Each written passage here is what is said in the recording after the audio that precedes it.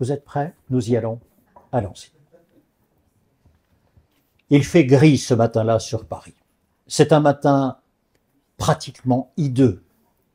C'est pas qu'il pleut, mais il y a du vent. Et quand Audrey débarque du train à la gare de Lyon, la seule chose qu'elle veut, c'est directement se rendre chez son prospect. Oui, elle a un prospect, elle vend, elle commercialise, elle est dans du marketing réseau avec un appareil de biorésonance. Et ce matin-là, elle a pris le train et elle s'est déplacée jusqu'à la gare de Lyon parce que non loin de la gare de Lyon se trouve son prospect. Elle se dépêche. La ville, évidemment, vous la connaissez, elle est bruyante, elle est résonnante, il y a du trafic partout.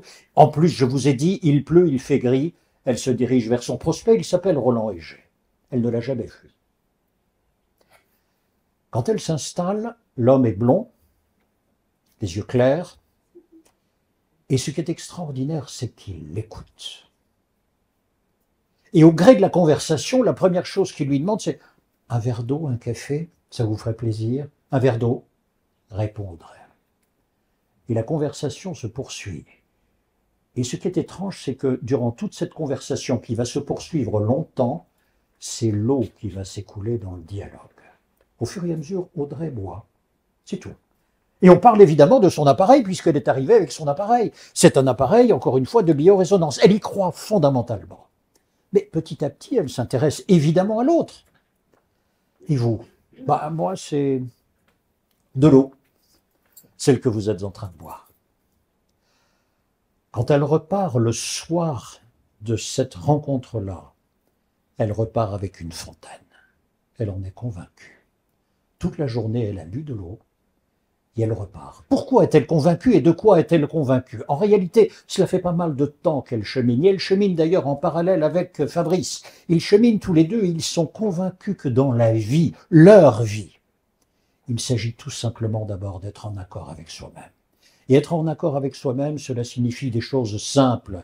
Être en accord entre ce que l'on pense, entre ce que l'on ressent, ce que l'on vit, ce que l'on partage. Si entre ce que je vis et ce que je fais, il y a une cohérence, c'est là où se trouve le simple bonheur d'être, le simple bonheur de vivre. Ça, c'est pas top. C'est pas top. L'image est par terre. L'image est par terre. C'est un drame total. Je laisse simplement mon ami Cyril remettre tout en ordre. Je poursuis, regardez bien. Ils sont convaincus de cohérence. Alors quand elle rentre chez elle avec cette fontaine, évidemment, son compagnon lui dit « Mais tu es encore revenu avec quoi ?»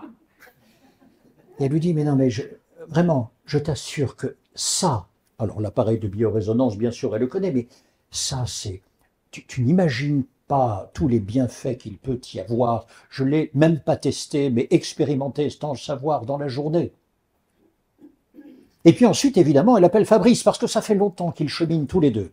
Et ils cheminent de façon exemplaire. Et elle appelle Fabrice et elle lui dit « Tu sais, tu ferais vraiment bien d'aller rencontrer Roland Heger. Ce type est exceptionnel, mais surtout, je te laisse le rencontrer. » Et il fait le chemin, devinez, il ne va pas à la gare de Lyon. Il va rencontrer Roland en Suisse, à Nyons. Ce jour-là, il pousse la porte d'un café, Roland l'attend, et toujours avec le même sourire, avec le même écoute, avec la même disponibilité. Et les deux hommes commencent à dialoguer. Et on discute flotte. Ensuite, on discute bien-être. Ensuite, on discute profondeur. On discute valeur parce que, évidemment, derrière cet objet-là, il y a du marketing réseau. Et encore une fois, je vous ai dit, les deux, à la fois Audrey comme Fabrice, sont là-dessus, on ne leur apprend rien sur le marketing réseau. Depuis longtemps, ils travaillent avec cela, ils connaissent toutes les ficelles. Mais là, ce qu'ils découvrent petit à petit, derrière le marketing réseau de cet objet qui fait partie de leur bien-être et qui fait de plus en plus partie de leur cohérence personnelle, c'est autre chose. À un moment donné, Fabrice dit à Roland, attends, tu permets, je dois voir comment est ta peau. Et il va lui faire un test d'hydratation. Et il est surpris, stupéfait, il n'a jamais vu ça. La peau de l'homme qui est en face de lui est tout à fait hydratée. Mais complètement, il n'a jamais vu ça. Généralement, nos peaux à nous, franchement, ce sont des îlots de désertification. il y a des craquelures. Je veux dire, c'est du sable et de la rocaille. On agrandirait tout cela, mais il n'y a pas d'eau là-dedans, il n'y a pas d'hydratation. Il faut remettre de la chose. Surtout, ce que va faire l'eau de Kangen. Donc, il la découvre. Il découvre aussi, je vous ai dit, tout un réseau de marketing. Tout un réseau de marketing. Marketing, réseau, ils connaissent. Qu'a-t-il de si spécifique que ce réseau-là? Précisément, dans tous les réseaux, il y a à la fois du commerce et il y a des valeurs. Pourquoi faites-vous ce commerce? En clair, ici, ce qui apparaît, avec ce nouveau réseau en face duquel il se trouve et qu'il commence à comprendre, c'est que jamais on ne confond ce qui compte avec ce qui se compte. Qu'est-ce qui compte? Ce qui compte, c'est l'autre. Ce qui compte, c'est le partage. Ce qui compte, c'est la cohérence d'abord. Ce sont les valeurs. C'est la compassion que l'on peut avoir vers l'autre. C'est la bienveillance que l'on peut ressentir. C'est tout ce que vous avez dit en partage juste avant que je démarre mon propos. C'est exactement cela qu'il découvre. Et il découvre que cela est bien plus long. Et un jour, ils prennent l'avion. Ils prennent l'avion et ils vont à San Diego. Et à San Diego, ce qu'ils vont rencontrer, ce sont des communautés venues de partout qui, comme en France, partagent exactement la même chose. Alors là-bas, ils rencontrent des Américains, ils rencontrent des Indiens, ils rencontrent des Chinois. Et tous sont rassemblés autour du même réseau.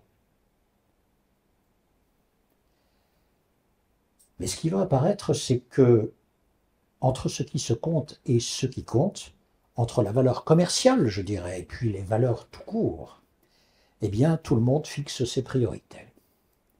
Ah, chez les Indiens, on met le business d'abord, et les valeurs ensuite.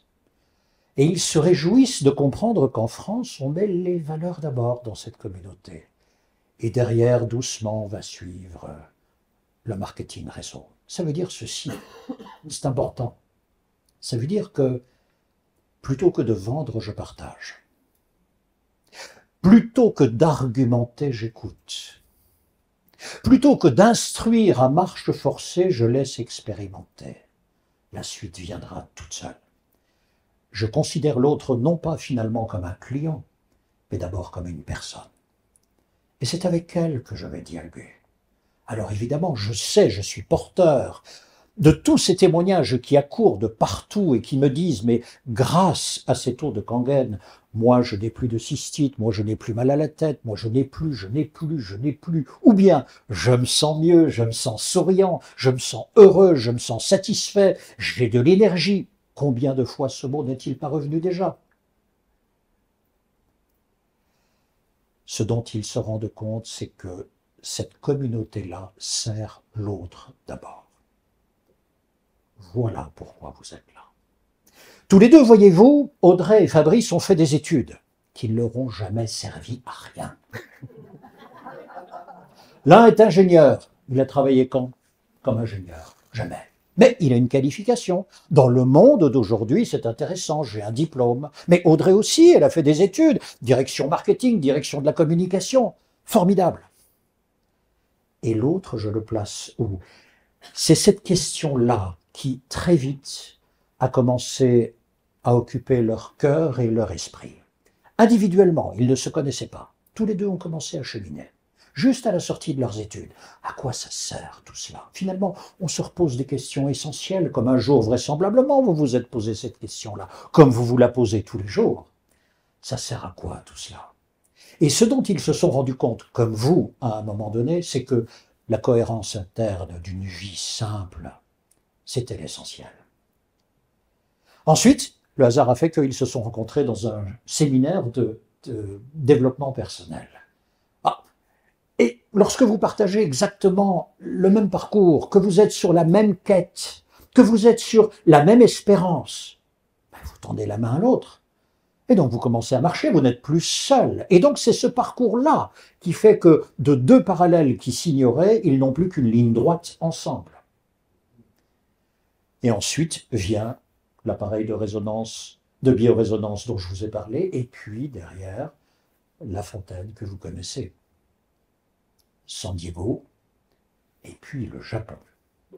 Alors j'ai une question vis-à-vis de chacune et chacun d'entre vous. Eux se sont rencontrés.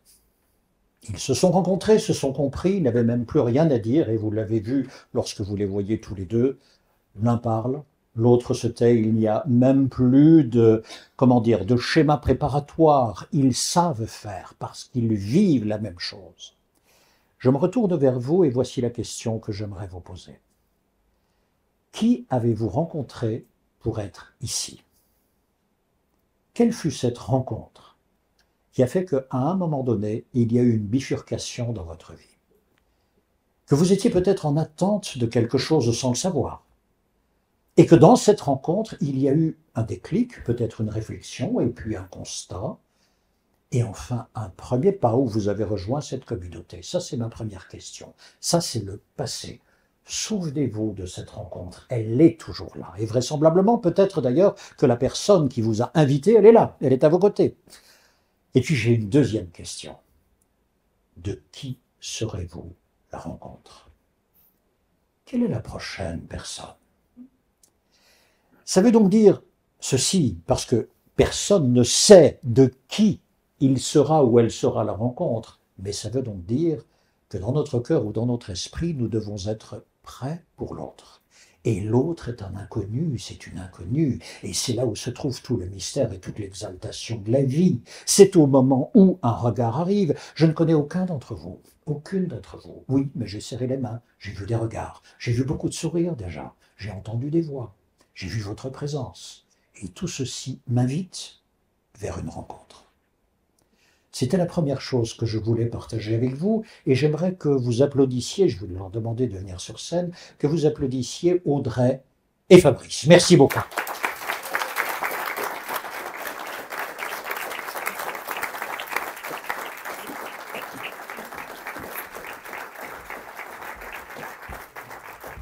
J'ai une question pour tous les deux. Vous êtes allés tous les deux au Japon. Alors je sais que ce soir vous allez faire un compte-rendu très dense, très précis de ce que vous avez vu. Moi j'ai une question. Pourquoi êtes-vous allé au Japon? Qui répond le premier, la première?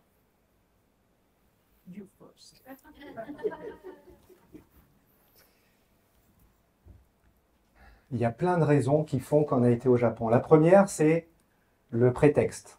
L'anniversaire, les 50 ans de la société, ça a été le prétexte, l'organisation, la facilité. La deuxième, c'est créer une cohérence, accompagner des personnes avec qui on a envie d'y aller. Mais surtout, au fond de soi, quand on se pose la question, en tout cas pour moi, ça a été la découverte. Découvrir un pays que je ne connais pas, une culture que je ne soupçonnais pas, je vais être honnête, à part ce qu'on en dit. Et ça a été une rencontre aussi avec la société, les dirigeants, on a la chance de connaître un petit peu, mais là, sur le cœur, sur le berceau, sur le lieu de naissance, ça a été juste un moment, j'en ai encore des émotions et des frissons, qui font partie, et ça fait un plein d'énergie, on en reparlera ce soir. Donc voilà, le pourquoi, tout simplement. Pour ma part, j'ai découvert le Japon en novembre dernier, et j'ai découvert l'île d'Okinawa lors de notre dernier séjour. Et j'ai vraiment eu la sensation de pouvoir côtoyer les valeurs profondes qui meuvent monsieur et madame Oshiro. Parce que tu parles de valeurs, de partage. Personnellement, j'ai besoin de me nourrir d'un substrat qui va me porter pour longtemps. C'est de nourrir ses racines en profondeur. Et j'en avais déjà, on va dire, la certitude profonde. Et là, vraiment, je l'ai senti dans mes cellules. Je l'ai senti dans le regard, dans les sourires, dans l'attention portée. Et bah, c'est une rencontre magnifique parce qu'on a envie d'exporter ces valeurs, cette chaleur dans le monde entier. Un lieu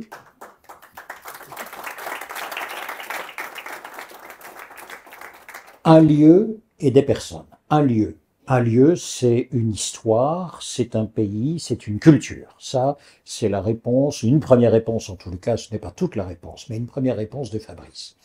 Les personnes, c'est ce qu'ajoute Audrey. Je voulais voir, je voulais ressentir, c'est son mot, sentir et ressentir. L'incarnation de valeurs profondes qui m'avait été partagée ici. J'ai donc fait le voyage pour cela. Regardez comme la quête est belle. Comme la quête est belle. Je vais à la rencontre de personnes pour ressentir partout dans mon corps ce que je vis ici et avoir cette densité de valeurs supplémentaires. Dernière question. pour les deux. Qu'est-ce qui vous a marqué? Quand je dis qu'est-ce qui vous a marqué, c'est non pas sur l'essentiel, bien sûr, encore une fois, vous le partagerez ce soir, mais qu'est-ce qui vous marque quand vous débarquez dans ce pays ou quand vous rencontrez ces personnes, Audrey? Alors, ça m'a fait énormément bien de ressentir justement cette chaleur, cette douceur, cette compassion d'Okinawa, parce que le Japon que j'avais découvert me semblait un peu rude, en tout cas pour moi, mon besoin d'harmonie. Et ce qui m'a vraiment aussi beaucoup touchée, c'est que ce petit bout d'homme là, qui a créé une communauté internationale, qui a plus de 15 entreprises différentes, enfin, vraiment qui est très très impliqué, il est resté un enfant, il est resté abordable, il est resté pleinement humain. Quelle réussite, hein? Moi, je dirais autre, peut-être la même chose, mais c'est vrai que c'est la compassion qui revient, c'est ce côté, j'ai envie de dire, culturel que l'on ressent à travers la terre, à travers les gens, à travers la façon d'avoir une relation, et de retrouver, donc la compassion, c'est la base. D'ailleurs, il y aura une belle vidéo là-dessus. Et surtout, voilà, retrouver les valeurs, en vrai, comme tu le dis, à travers les fondateurs et tout le monde. Et on peut les applaudir tous les deux.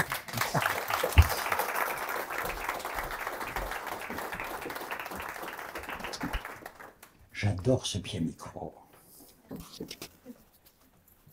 Tout va bien? Vous êtes bien? Ça marche? On poursuit. La première question, c'était donc, la toute première question, c'est comment une rencontre m'a amené ici? Deuxième question, de qui serais-je la rencontre? Troisième question, j'ai entendu souvent dans votre bouche, dans celle d'Audrey ou de Fabrice, le mot communauté. Et ce que j'entends aussi, que j'ai prononcé, c'est marketing réseau. Et j'aimerais approfondir avec vous la notion de réseau. Qu'est-ce qu'un réseau? Un réseau. Pour répondre à cette question, je vais vous emmener dans un voyage inouï, vous allez comprendre. Nous sommes en 1970 à Bruxelles et nous sommes dans un laboratoire de physique des particules. Et là, vous avez un savant russe, immigré, nous sommes en pleine guerre froide. Il s'appelle Ilya Prigogine. Ilya Prigogine travaille dans ce laboratoire avec toute une équipe, bien sûr. Et il se pose une question, parce que comme vous, il fait parfois bouillir des marmites. Mais enfin, lui, c'est pour observer ce qui se passe. Et chaque fois qu'il fait bouillir une marmite, comme vous, il constate, à l'approche de 97-98 degrés, des petites bulles dans le fond de la marmite, puis ensuite les bulles remontent en surface. Et ce qu'il observe, comme nous tous, c'est que c'est chaotique. C'est dans le désordre, quoi. Ça marche comme ça, c'est tout. Et puis ensuite, ça bouillonne. Voilà, ça c'est l'eau qui bout. Nous nous arrêtons là, et lui, il continue. Il continue la réflexion avec ses équipes, et il se pose la question suivante. N'y aurait-il pas, derrière cette eau qui bout d'apparence chaotique, un ordre caché? Avec la question qui se pose, Ilya Prigogine est en train de mettre le pied dans ce que l'on appelle aujourd'hui la physique de la complexité. 7 années plus tard, avec toute son équipe, il va recevoir le prix Nobel. Un prix Nobel de physique. Il n'est pas physicien, il est chimiste. Mais il reçoit le prix Nobel de physique. Pourquoi? On avait déjà attribué le prix Nobel de chimie. Mais comme on voulait lui le récompenser aussi et qu'il restait le prix Nobel de physique, on lui a dit, attends, on va te donner le prix Nobel de physique. Et c'est pour ça qu'on l'a applaudi. Et donc, vous voyez bien quelle fut sa recherche, c'était un système dynamique, l'eau qui bout, dans une transformation où on se pose la question du chaos et de l'ordre. Nous sommes d'accord? Vous me suivez toujours? Parfait. Ces équipes rentrent chez elles, ils ont reçu le prix Nobel, ils sont heureux comme tout, bien sûr, on congratule et on poursuit les recherches. Mais voici que la décennie 70 avance. On vient quand même de 1968 où il y a eu quelques soubresauts partout dans le monde. 1973, premier choc pétrolier. 75, deuxième choc pétrolier. Et là, vous avez l'équipe, une partie de l'équipe d'Ilya Prigojine qui se pose la question suivante. Est-ce que dans notre société, on n'apercevrait pas ainsi l'eau qui bout? Est-ce que tous ces soubresauts chaotiques qui apparaissent ici et là, qui sont en train de déstructurer l'ordre dans lequel nous nous trouvions, ne ressembleraient-ils pas à ces bulles chaotiques que l'on observait dans cette fameuse marmite expérimentale? Autrement dit, la physique de la complexité est-elle transposable dans nos sociétés, ce qui nous permettrait peut-être de mieux comprendre un schéma un peu désordonné dans lequel nous vivons? Parce que se passait-il avant? Que je vous confesse ce qui s'est passé à la maison, nous sommes à ce moment-là en 73. Un après-midi de cette année-là, papa rentre à la maison. Et papa travaille dans la sidérurgie. À l'époque, la sidérurgie, c'est ce qui fait une masse de PIB dans tous les pays européens. C'est vraiment avec le charbonnage et la sidérurgie quelque chose qui fonctionne très très fort. Il prend maman dans ses bras, nous étions 3 à la maison, et voici ce qu'il dit, et je m'en souviens comme hier. Je ne sais pas où nous allons.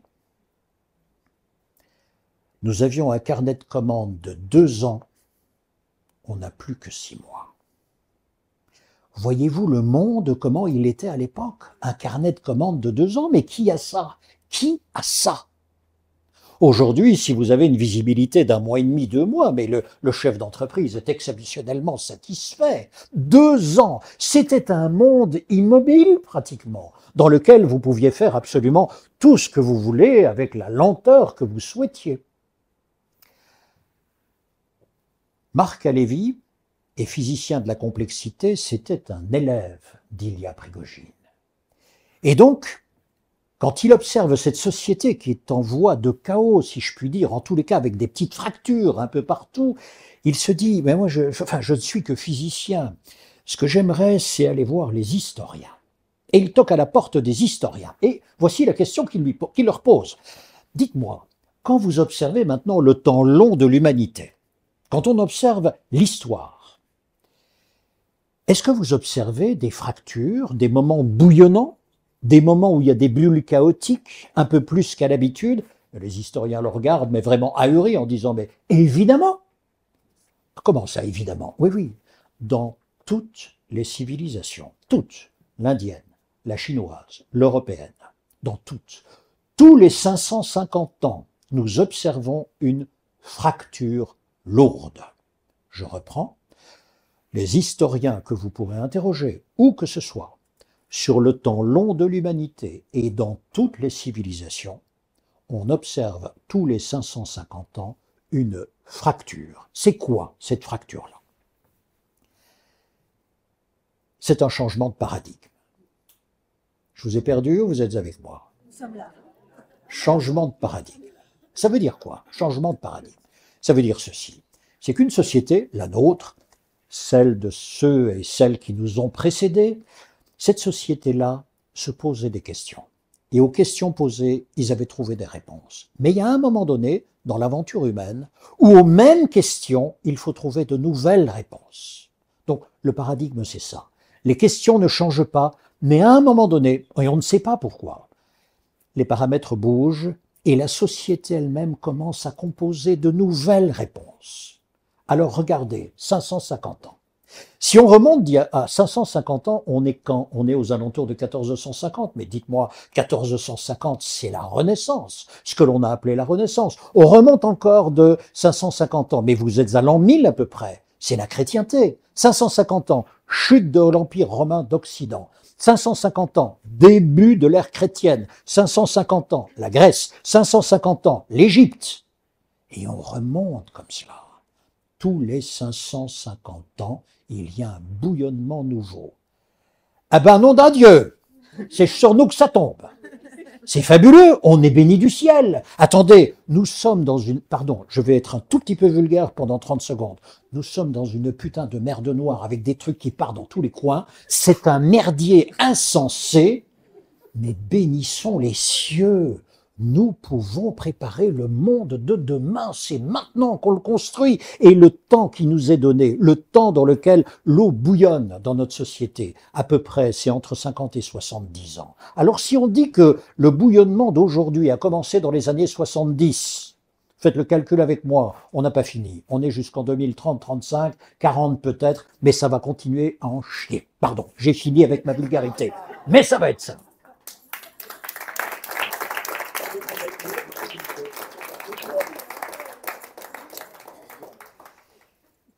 Et donc on a le choix. Ou bien on pleure, on se retourne, et on dit le monde est vraiment impossible. J'aime pas vivre dans ce monde-là. Il est rugueux, il est terrible, il y a tout qui change tout le temps. Je parviens pas à m'y adapter, c'est pas mon monde à moi. J'aurais aimé ce monde stable, celui d'avant. Ou bien on se dit c'est maintenant. Nous sommes dans une période rare où nous avons 70 ans pour construire la suite, pas seulement pour nos enfants, mais pour vraisemblablement des décennies et peut-être même des siècles, si ça suit. Et c'est à ce moment-là où ça marchera. Et c'est à ce moment-là où, pour les autres, pas pour nous, c'est ce que vous avez dit, pour les autres, nous pouvons préparer ce monde-là. Alors, va-t-on préparer tout le monde? Ne soyons pas orgueilleux, mais nous avons vraisemblablement une pierre. Voyez-vous, dans les années 1900 ou avant, il y avait des pierres à mettre en route. Mais c'était pas là où il y aurait de grandes modifications dans les réponses essentielles de l'humanité. Il y a eu des guerres, mais ça, c'était des circonstances. On s'est déchiré, on s'est entretué, on a industrialisé la mort. On a fait tout cela. Mais ça, c'était pas ça qui a changé le monde. Il y a eu des ruptures, bien sûr, mais aujourd'hui, avouez avec moi que tout change. Alors, examinons ensemble et vous allez voir, nous allons revenir sur votre communauté. J'ai posé la question, qu'est-ce qu'un réseau? Souvenez-vous. Vous vous souvenez? Qu'est-ce qu'un réseau? Je vais y arriver. Quelles sont ces fameuses questions qui ne changent pas avec les réponses qui changent en face? Allons-y. La première question, c'est quelle est notre relation à la nature? Comment considérons-nous la nature? Eh bien, si je remonte d'il y a 550 ans, nous sommes sur Descartes. Et Descartes dit ceci, il faut aller lire ses livres. Hein. Descartes dit ceci. Nous devons dominer la nature, car il existe un certain nombre de lois spécifiques qui nous permettent de penser avec certitude que si nous dominons la nature, nous allons pouvoir avoir des bénéfices importants. À partir du moment où les philosophes stars de l'époque libèrent ainsi cette énergie-là, je peux vous assurer que le champ est ouvert. Le champ est ouvert pourquoi? Mais il est ouvert pour la science. À l'époque, 1550, 1643 exactement, à Tours, c'est en 1646 ici à Tours où il édicte son fameux livre, Le discours de la méthode. C'est là où il le fait, hein, c'est ici où il l'a imprimé. Bon. Quand les philosophes stars, encore une fois, vous ouvrent toutes ces voies, quand la première révolution industrielle arrive, on peut foncer. Ah ben oui, il faut maîtriser la nature, faites-le, on va pouvoir en prendre des bénéfices. Que s'est-il passé encore avant? Il y a eu Voltaire. Et il y a eu Voltaire et il y a eu le tremblement de terre de Lisbonne. 1675, vous irez vérifier un peu avant, un peu après. C'est un tremblement de terre inouï. Le fleuve qui traverse la ville a été déplacé de 30 mètres en quelques secondes. Il y a eu 100 000 morts. On a ressenti la secousse jusqu'à Paris. Ça a été fou pour l'Europe, ce tremblement de terre. Alors Voltaire prend la plume et il dit ceci. Non seulement il faut dominer la nature, mais il faut le faire vite et en profondeur, parce qu'elle est méchante. Donc regardez, d'une nature qu'il fallait dominer. Voici que maintenant il faut la contraindre. Mais à partir de là, vous faites tout ce que vous voulez. Et donc, lorsque dans les années 1800-1830, la première révolution industrielle arrive, se pose-t-on la question de l'ozone? Se pose-t-on la question du carbone? Se pose-t-on la question du réchauffement? Mais pas du tout. On y va, on fonce. Se pose-t-on la question du défrichage des forêts intensivement? Du tout. On est dans une exaltation de l'époque. On démarre avec la vapeur, puis aux alentours du siècle finissant, on démarre avec l'électricité. Un peu plus tard, vous avez la radio, la télévision, etc. C'est exceptionnel. On va relire ensemble le courrier amoureux de Balzac. Nous sommes aux alentours de 1880. Balzac avait une maîtresse. Elle s'appelait Madame Hanska. C'était la femme d'un généralissime moustachu polonais. Lui est à Paris, elle est à Varsovie. Il n'y a pas Internet, on fait comment? Petites annonces dans les gazettes. Et donc, tous les matins, on lit le journal pour les petites annonces. Et lorsqu'il était dit « Varsovie est libre », à Paris, Balzac commande sa diligence. Il commande sa diligence et ils vont se rencontrer d'abord en Suisse, à Genève. Elle fait une partie du déplacement et lui une partie du déplacement. Ils se rencontrent et ils vivent heureux. Quand vous relisez les correspondances amoureuses de Balzac, vous vous rendez compte que ces deux-là ont été très heureux. Et tant mieux, bien sûr. 10 ans plus tard, que se passe-t-il? Ils sont toujours très heureux. Gazette, Varsovie est libre. Prépare-t-il la diligence? Pas du tout. Il prend son ticket de chemin de fer. La moitié du trajet se fait en locomotive et wagon. En 10 ans, demandez-vous ce que l'Europe a été balafrée partout. On a construit des ponts, on a aménagé des tunnels, on a fait des voies énormes. L'Europe s'est transformée dans ces 15-20 années-là de façon exceptionnelle. Nous nous plaignons des petits travaux à Paris. Mais ce n'est rien à côté de ce qu'ils ont vécu. On se dit que le monde est en changement, mais ce n'est rien à côté de ce qu'ils ont vécu. C'est exceptionnel ce qu'ils ont vécu. La moitié du trajet se fait 10 années plus tard, non plus en diligence, mais en chemin de fer, écrit Balzac. Je poursuis. Je vous ai dit réseau. Vous êtes avec moi? Oui. On poursuit. Ça vous plaît, hein, Balzac? Coquin. Quelles sont ces grandes questions pour lesquelles les réponses changent? Je vous ai dit, premièrement, le rapport à la nature. Quel est notre rapport à la nature? Eh bien, aujourd'hui, voilà. Vous avez une tendance de fond lourde et dont vous voyez les applications. Vegan en est une application. Respect des animaux en est une application. Absence de pollution en est une application. On va planter des arbres. On fait attention à ne plus abîmer la planète. La RSE est là. Les entreprises à mission sont là. C'est tout ce changement-là, il vient de là. La réponse à la question « Quel est notre rapport à la nature ?» il change. Alors nous avons le choix individuellement. Je ne dis pas qu'il faut être contre Descartes et pour le vegan, du tout. Comment nous positionnons-nous individuellement dans cette question-là? Et vers où allons-nous? Quelle est notre contribution? Quelle est notre petite pierre? Deuxième grande question. Deuxième grande question, c'est l'économie.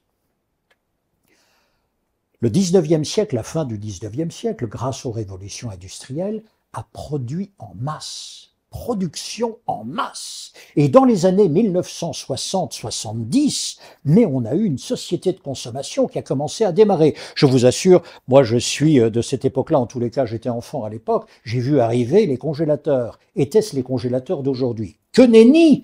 Un congélateur qui allait de là à ici, c'était un coffre immense. Et nous avions nos grands-parents qui, eux, étaient d'une autre génération, qui cultivaient le potager. Et ma grand-mère appelait ma mère en disant « Dis donc, on vient de récolter les épinards, est-ce que tu en veux ?» Bah, tu sais, le congélateur est presque plein. Non, non, mais j'arrive avec la récolte nouvelle. Et dans le congélateur, il y a tout qui s'accumulait de partout. Écoutez bien, on accumulait. J'ai vu arriver la première machine miel de l'époque. Les Allemands arrivaient avec leur qualité. Deutsche Qualität. 20 ans plus tard, elle était encore là. Et quand le réparateur arrivait, il disait « Madame, surtout gardez votre machine, elle peut encore durer 30 ans. » Ce n'est plus le cas aujourd'hui.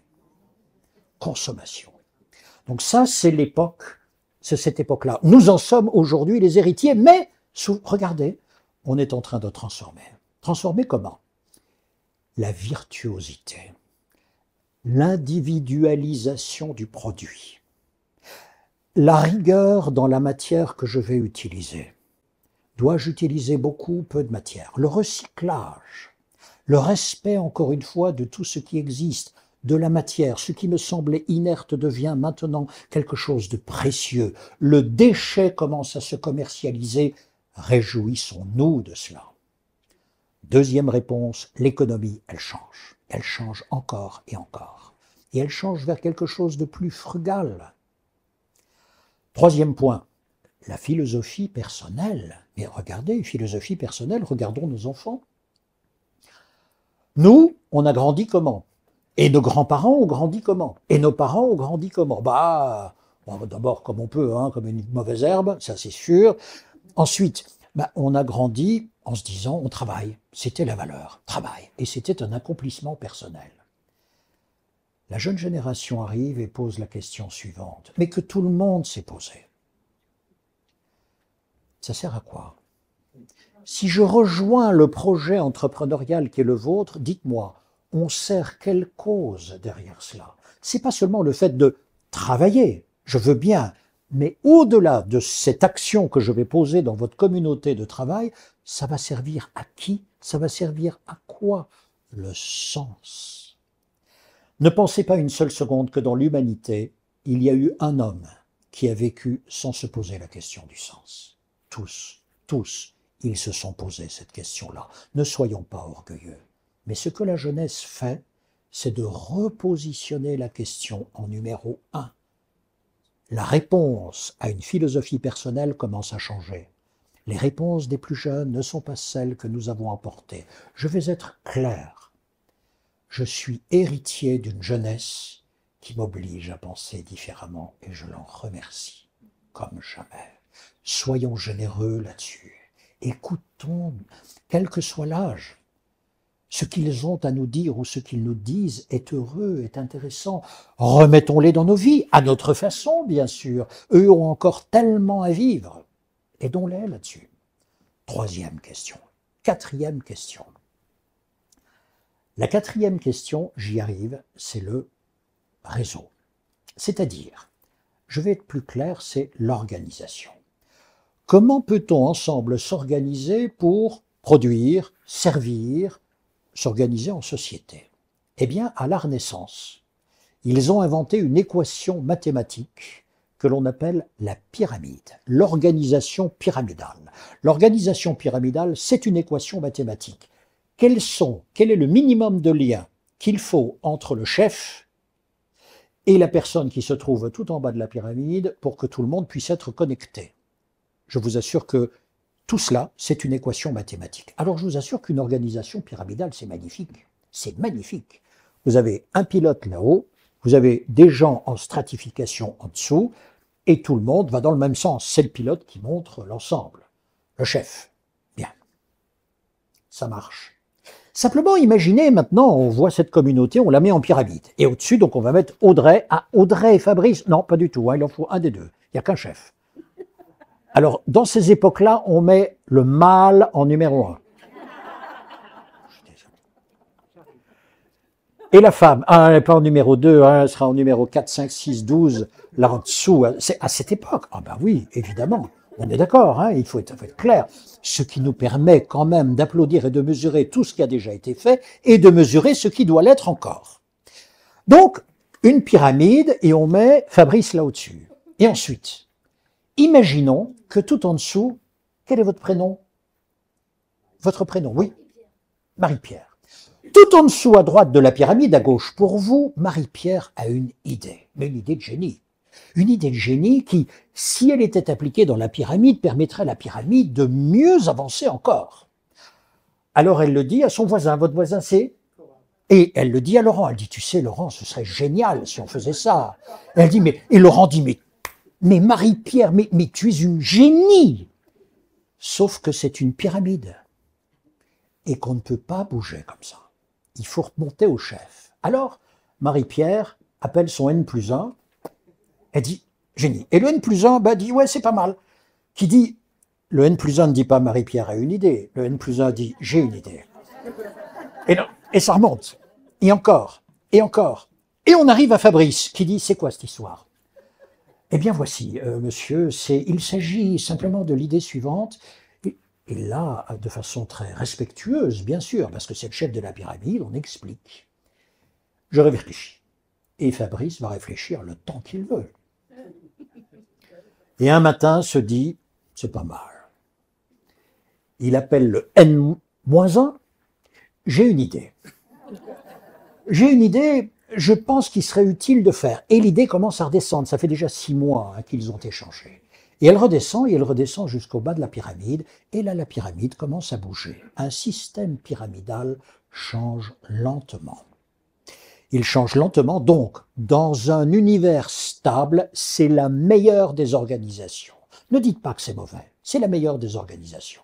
Mais on voit bien que quand le monde commence à bouillonner, ça devient dangereux pour une pyramide, parce que le monde bouge et l'adaptation ou la compréhension du monde devient de plus en plus difficile. Alors, par quoi pourrait-on bien remplacer cette équation pyramidale? Par un réseau, c'est-à-dire par une autre équation. Reprenons maintenant toute cette communauté. Quel serait le nombre de liens qu'il faudrait pour que chacune et chacun puisse être en relation avec l'autre? On n'est plus dans une pyramide, parce que si... Votre prénom, madame? Alors, si... Non, vous-même, en bleu, voilà. Merci beaucoup. Et donc, si vous devez être en lien avec tous les autres, on va faire un lien, un trait vis-à-vis de tous les autres. Mais votre voisine, on va faire un trait vis-à-vis de tous les autres, plus un trait entre vous deux. Nous sommes d'accord. Et ainsi de suite. Vous imaginez le réseau que ça va donner? Alors maintenant, imaginons votre prénom, madame. Ah, et voici que vous avez une idée de génie pour la communauté. Où est le chef? Non, vous allez le dire à votre voisine qui va dire, attends, je vais prévenir une telle, un tel, William, attends, j'appelle William, pan. Et l'idée va commencer à réseauter. Elle sera discutée, bien sûr, elle sera discutée, mais petit à petit, cette idée-là va être contestée, plaidée, transformée, et le réseau va bouger avec l'idée. Et il va bouger assez vite, hein. Un réseau, c'est ça. Alors allons-y. Un réseau, votre communauté, c'est 3 piliers. Il y a 3 grands piliers dans votre réseau et je crois que vous allez vous y retrouver. Le premier grand pilier, c'est le suivant. Dans un réseau, l'essentiel, c'est chaque entité. Ici, une entité, c'est vous. Donc, l'essentiel dans un réseau, c'est chacune et chacun d'entre vous. Ce n'est pas moi qui suis sur scène, ce n'est ni Audrey ni Fabrice, contrairement à ce qu'ils peuvent croire parfois, parce que parfois c'est un... Non, je blague. Je blague. Mais vous voyez, important, chacun, chacune est important. Alors, important jusqu'où? Voici.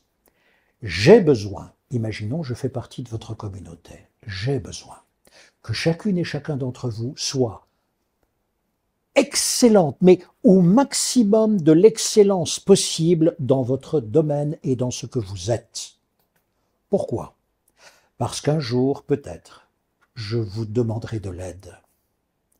Et que ce jour-là, c'est à toutes vos qualités de femme ou d'homme que je demanderai de l'aide.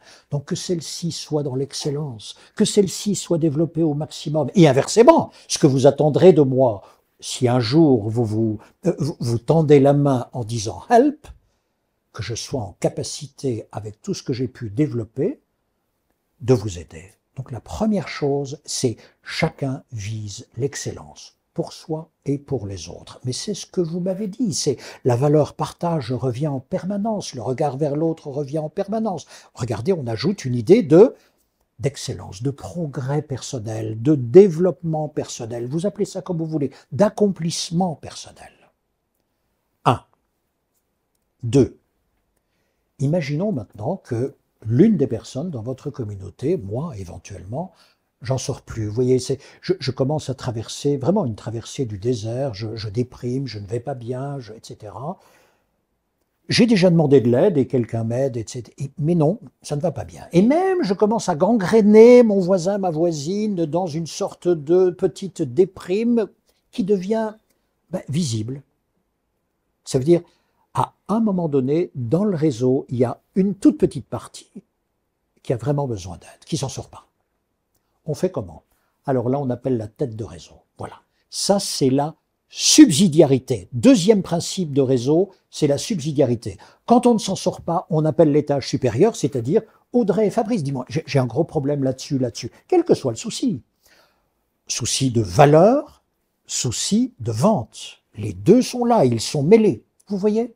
Donc, vous n'êtes pas seul, vous avez votre voisin, votre voisine, et il y a la tête de réseau, avec le principe de subsidiarité. Je vais le dire encore autrement. Quand vous êtes en capacité de décider, d'avancer, faites-le. Ne vous retournez pas. Vous n'avez aucune autorisation à prendre. En revanche, quand vous hésitez, quand vous dites « je ne suis pas sûr », travaillez avec l'étage. Non pas supérieur, mais qui est à côté de vous et qui est avec vous. Est-ce que ça, tu le ferais comme ça, etc. Et regardez que va nous faire l'étage. L'étage, il va vous dire, bah, tu sais, on est toujours dans les valeurs, à mon avis, tu peux faire comme cela. Ou bien, avec vous, va trouver la meilleure solution qui vous convienne. Donc, vous voyez, ça ne vient pas du haut de la pyramide vers vous. Non, pas du tout. C'est un partage, comme vous l'avez dit, et c'est une compilation d'énergie qui va vous emporter tel que vous êtes. Je poursuis. Troisième pilier. Donc, premier pilier, vous, l'entité. Deuxième pilier, la subsidiarité. Troisième pilier, c'est précisément ce qui vous rassemble, le même projet, les mêmes valeurs. C'est-à-dire que, quelles que soient les individualités, vous allez tous à peu près dans le même sens. Et de ce point de vue, il n'y a aucun doute, à tel point d'ailleurs, que si l'une ou l'autre parmi vous venait à s'en écarter de façon visible, vous seriez en capacité de dire « Attends, mais tu décolles là. Il y a un problème. Non, attends, viens, on va discuter, parce que là, c'est pas comme ça. Enfin, on vit pas ça. Il y a un souci. Qu'est-ce qui t'arrive ?» La personne est en train de sortir de la communauté. Non, attends, on a besoin de toi. Donc, il n'y a pas un gendarme. Il n'y a pas un contrôleur. Tous, vous l'êtes parce que vous partagez les mêmes valeurs, le même projet. Vous voyez l'idée ? Et vous en êtes porteur. Alors maintenant, bien sûr, vous avez animatrices, animateurs de l'ensemble de la communauté que sont Audrey et que sont Fabrice, et donc qui entretiennent tout cela, mais vous écoutez autant qu'ils parlent, j'en suis persuadé. Ça fait déjà 4 réponses dans ce que j'ai dit. Quelles sont les réponses, quelles sont les questions auxquelles les réponses changent. Donc je vous ai dit, il y a l'économie, la philosophie personnelle, le rapport à la nature, le réseau. Qu'est-ce qui nous reste ?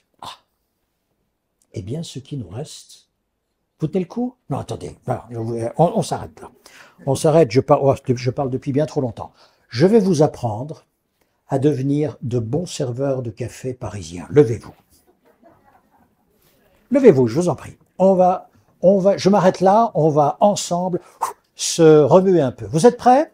Alors, vous tendez les bras, écartez-vous un tout petit peu l'un de l'autre, voilà, prenez vos aises, on va respirer un peu, vous tendez les bras, les paumes vers le ciel. Parfait. Voici que vous avez 2 plateaux, un plateau sur chacune de vos mains. Tendez bien les mains devant vous. Et vous avez une bière ou un thé ou de l'eau de Kangen, évidemment. Mais qu'est-ce que j'invente là? Avec de l'eau, et vous devez évidemment aller jusque à votre client. Parfait. Attention, nous allons partir de la main droite et nous allons partir de l'extérieur. Vous êtes prêts? Regardez, suivez. On part avec la main et toujours à l'horizontale vers l'extérieur. On va derrière soi. Vous êtes prêts? On revient devant. On passe à l'intérieur et on revient là. Et le verre est encore là. Bravo! La même chose avec la main gauche. Prêt? Attention, on part vers l'extérieur droit. On part à l'extérieur tout doucement. On garde la main bien horizontale. Encore. On tourne. Oui, et on revient. Et bravo! Attention, plus difficile. Les deux d'un coup. On part en extérieur, les deux d'un coup. Prêt? Allez, c'est parti. On y va tout doucement. Oui, on se penche en arrière. Oui. On revient. Allez, et on se penche en avant. Et c'est bon. Bravo! Bravo à tous. Rasseyez-vous.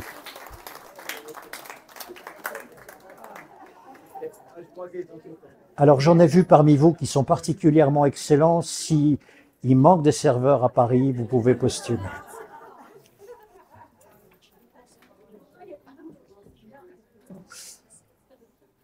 J'ai une dernière question. Souvenez-vous, la dernière question, c'est laquelle? Voilà, je voulais...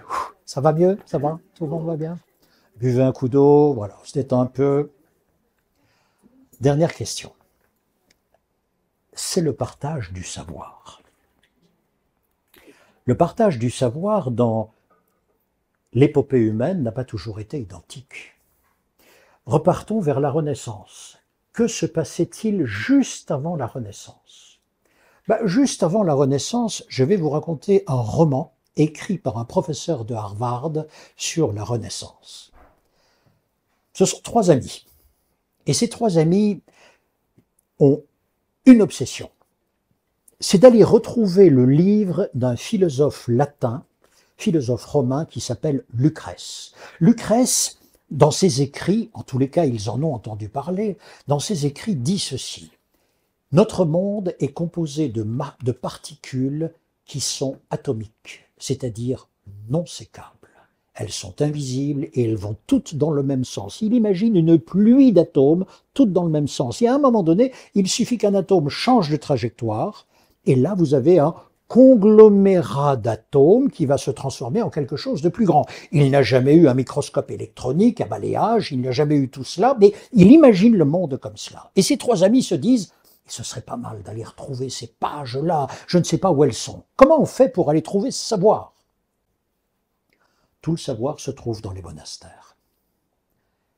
Et donc ils cherchent, de monastère en monastère, je vous assure, ils vont à Bologne, ils vont à Milan, ils vont à Florence, ils vont dans toutes les villes. Et à un moment donné, à force de frapper aux portes, ils trouvent cette fameuse copie du livre de Lucrèce. Alors peuvent-ils emporter ce livre? Pas du tout.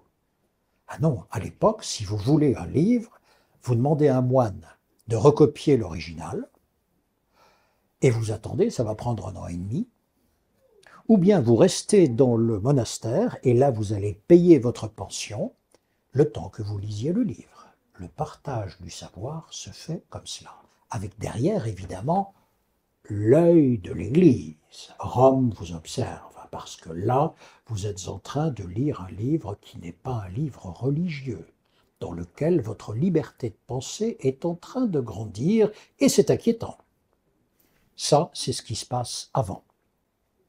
En 1450, un homme d'affaires se dit: je vais aller en Bourgogne pour les vendanges. Et c'est ce qu'il fait. Il va, mais franchement, il va faire la fête en Bourgogne. Mais il assiste quand même aux vendanges. Et là, ce qu'il voit l'inspire. Enfin, il dit ceci dans ses notes: et je vis la presse pousser chaque grain jusqu'au moment où dans la cuve apparut le jus de raisin.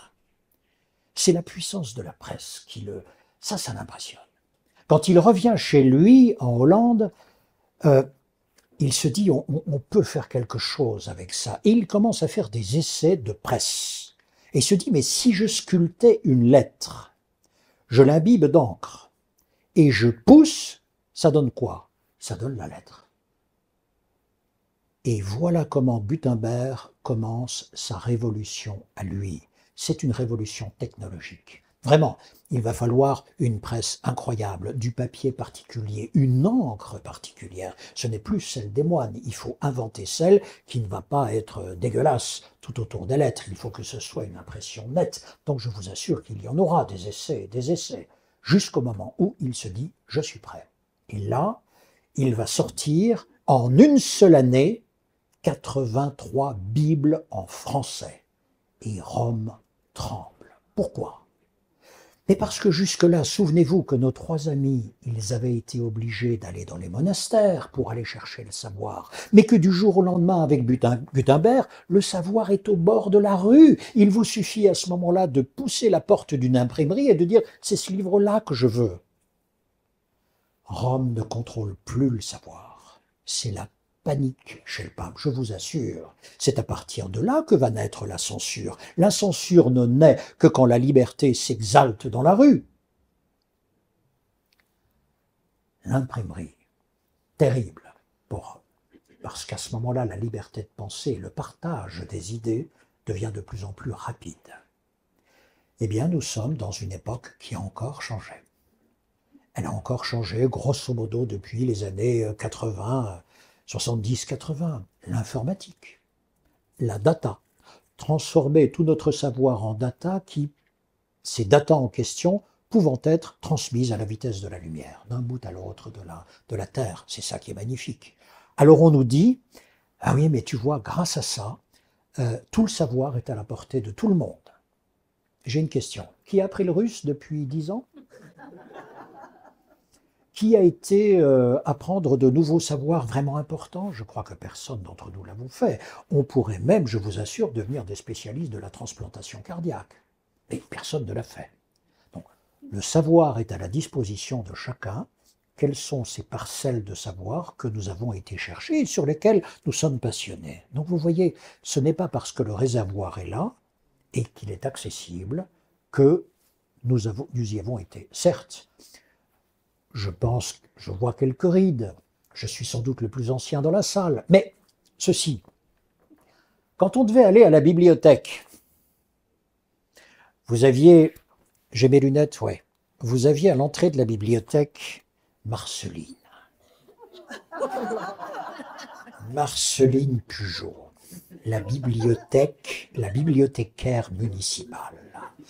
Et quand vous entriez, vous êtes inscrit? Non, madame. Inscrivez-vous. Alors vous vous inscriviez, puis ensuite vous notiez l'ouvrage que vous vouliez. Et Marceline, mais qui connaissait tout dans la bibliothèque, vous disait: c'est le couloir 12, étagère 4, deuxième étage, c'est une couverture rouge, 954. Vous le rendrez dans 15 jours? Oui, madame. C'était comme ça que ça se passait. Regardez le nombre, et tout le monde, enfin quelques-uns, pardon, parmi nous ont fait ce travail-là. Et nous allions prendre le livre. Mais dans le livre de 352 pages, il fallait encore tomber sur la bonne, celle qui vous donnait l'information que vous vouliez trouver, chercher, parce que vous compiliez beaucoup pour pouvoir imaginer votre savoir. Vous voyez ce qu'il fallait faire, autrement dit, il fallait ratisser large à l'époque, ratisser large pour avoir quelques pécules de savoir utiles.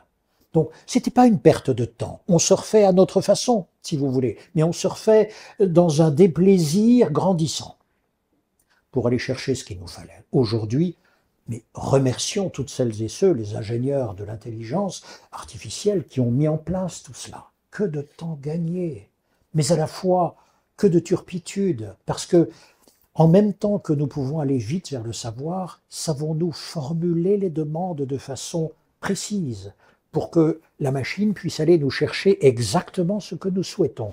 Nous ne sommes pas, avouez-le quand même, nous ne sommes pas exceptionnellement professionnels dans ce dialogue avec le logiciel. Poursuivons. J'ai vu arriver les premiers ordinateurs. J'étais à l'époque rédacteur en chef à RTL, et je vous assure qu'à l'époque, on n'avait pas d'ordinateur quand on a commencé. On était avec du papier partout, bien sûr. Et un jour, Olivier Mazerolle me dit: bon, attends, il va falloir dégager vos bureaux, les gars, parce qu'il y a des machines qui arrivent. C'est quoi ton truc? Non, non, mais tu vas voir, c'est un ordinateur. Quoi? Un ordinateur. Avec écran vert, épais, lourd, parfait. Et puis, on a eu un écolage. Attendez, un écolage. On a dit: attends, tous tes carnets d'adresses, tu vas les rentrer là-dedans. Et tout le monde va le faire. Et donc, ce sera le carnet d'adresses commun. Je dis: mais c'est génial, ça. Et puis même, chaque fois qu'on aura une nouvelle actualité, on lui donnera un emplacement. Tu n'auras plus qu'à aller la chercher.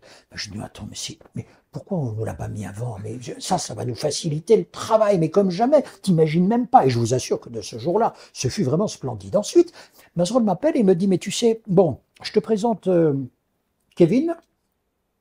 C'est un nouveau journaliste, il s'occupe de tout ce qui est Internet. On est 133 dans la rédaction. Je dis: Kevin, viens ici. Toi, tu vas au fond là-bas. Tu as ton bureau là-bas, je ne veux pas te voir. Tu fais ton truc, je ne sais pas ce que tu fais, mais tu fais ton truc et surtout, tu ne nous ennuies pas.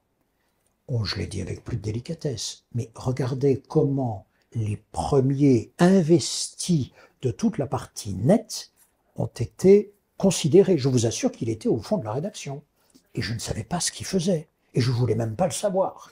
Parce que nous, c'était l'antenne radio qui comptait. Ça, c'était vraiment le média noble. Et pour tous les médias, ce fut ça. À un moment donné, on a mis un soubassement Internet avec des jeunes. Et des jeunes qui faisaient très bien leur boulot. Et au fur et à mesure, ils arrivaient. Allez aujourd'hui dans une rédaction, allez aujourd'hui à RTL, allez aujourd'hui dans n'importe quelle rédaction, ce sont ceux-là qui traitent tout en numérique. Et voici qu'il y a 1 an et demi est arrivé ChatGPT. Qui est déjà allé sur ChatGPT? Waouh, bravo. Qui a déjà demandé à ChatGPT d'écrire un petit discours? Allez-y, parfait.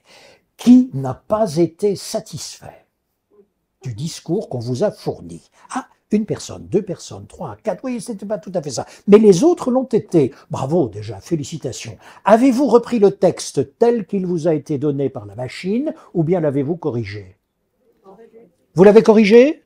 Oui, vous l'avez corrigé, donc une majorité d'entre vous ont dû retravailler derrière. Mais déjà, félicitations, vraiment, très très bien. Qu'ajoute l'intelligence générative? C'est quoi par rapport à tout ce que je viens de décrire? On est où là? On est dans quel monde? Voici. Jusqu'à présent, on était dans une bibliothèque. Donc, le savoir était là. On demandait à la machine, extirpe-moi tel ou tel savoir, je dois travailler dessus, ou je dois me distraire, je dois lire, etc., etc. Je sais que vous êtes une bande de coquins. Et donc, juste après, l'intelligence générative dit ceci. Veux-tu que je te synthétise un savoir? Ah, c'est différent, ça. C'est-à-dire, je vais moi-même dans la machine, dans la base de données, je vais extirper le savoir et je vais déjà te le traiter. Et je te le donne. Mais tu peux me demander autre chose encore. Tu peux me dire, peux-tu me comparer tel savoir à tel savoir, telle donnée à telle donnée? Je peux te faire un tableau de bord sur ce que j'observe. Tu peux me dire, là où tu n'es pas très fort, c'est lorsqu'il y a beaucoup de données différentes. Au-delà de 2, 3, tu es perdu, ton esprit est perdu. Je peux le faire pour toi, sans problème. Et te livrer la composition, et ensuite tu diras ou tu feras ce que tu veux avec. Intelligence générative, elle produit de la donnée. Autrement dit, elle fait une part de ce que nous pensions être les seuls à savoir faire. La machine aujourd'hui, c'est une machine, elle fait cela aussi. Et cela nous a inquiétés. Je viendrai sur notre inquiétude ou sur nos peurs, j'y viendrai dans un instant. Mais voilà ce qu'elle fait. Elle est générative parce qu'elle génère un savoir nouveau qu'elle a composé. La question quand même, c'est qui vérifie ça? Non mais attends, elle me dit, voilà la synthèse de ce que tu m'as demandé. Mais ai-je la possibilité de contrôler les 43 652 documents qu'elle est allée visiter pour me dire c'est ça le résumé? Je n'ai plus aucun moyen de contrôle sur ce qu'elle me dit. Cela dit, prenez vos portables. Le mien est où? Ah bah oui, il est là-bas. Prenez vos portables. Personne ne sait comment ça marche, hein. C'est le portable qui vous dit tout. Y compris, je veux rentrer chez moi, parce que sinon je ne peux pas. Voyez-vous?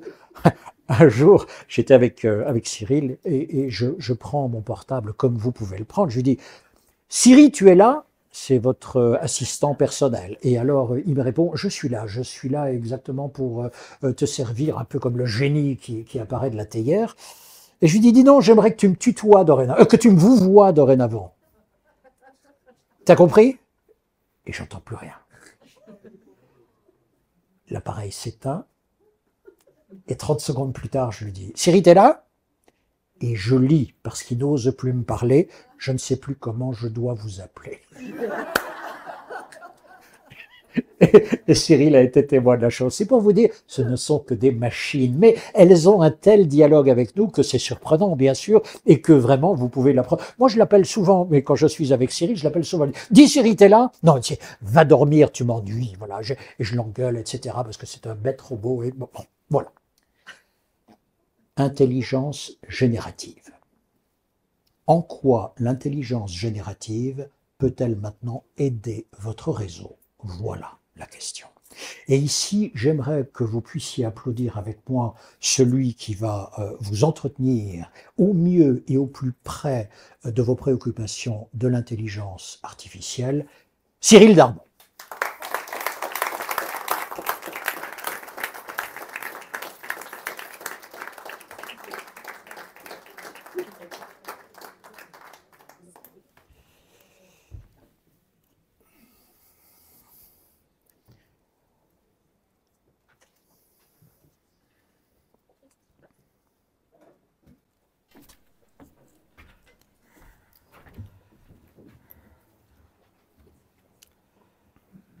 C'est très dur de passer après toi. Je ne sais pas comment je vais faire.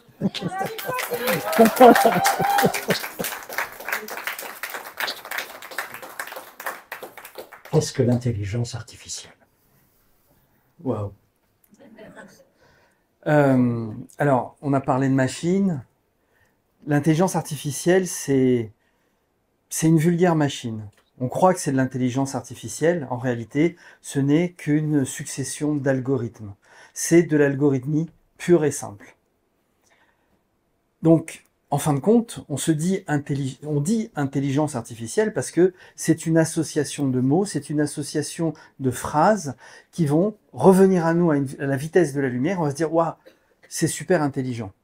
Et alors, en anglais, certains parlent l'anglais, on dit intelligence. Mais intelligence, c'est artificial intelligence. En français, on dit intelligence artificielle. Donc, le français dit c'est de l'intelligence artificielle. En anglais, le mot intelligence ne veut pas dire véritablement l'intelligence. Ça regroupe plein de choses en réalité.